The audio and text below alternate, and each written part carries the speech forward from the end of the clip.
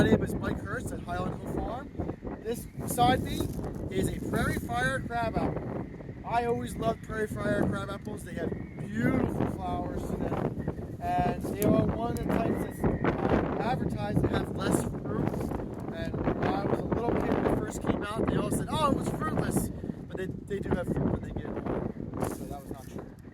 And I prune this bad boy because it's not saleable as it is. There's a lot of problems to it. Now, whenever I prune crab apples, I always think of a crab apple as a larger plant, not huge, but not a plant that you put closer to the house.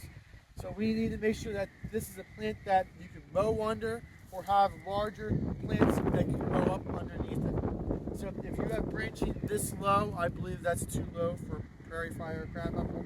I do think the branching should be up to this area. With that being said, the first thing that we should do is remove this lower branching. If we do not remove this lower branching, it will be a big problem for this tree later on, and we may not even be able to save it. So first step, we're going to take our handy dandy pruners, and we're going to start pruning. We are going to go around this tree and take off these lower branches.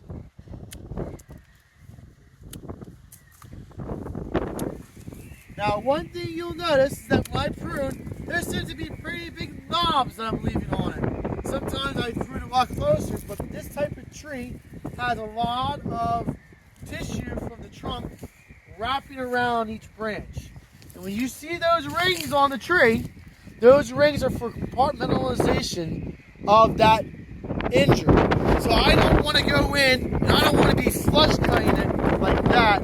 I would like to leave a little bit out just so that we don't damage that barrier around it. And I don't mind having little knobs on it here or there. That's how a lot of crab apples look. So that's A-okay. Just make sure you don't damage the trunk of the tree.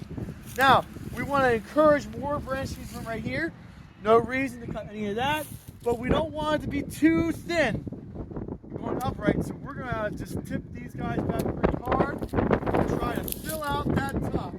And that's how I would prune a prairie fire. I would go on to the next one. This first year, it's a really decent prairie fire crabapple. I have some mature ones ready at Highland Hill Farm. If you'd like to get them, let me know and I'll try to get them out to you.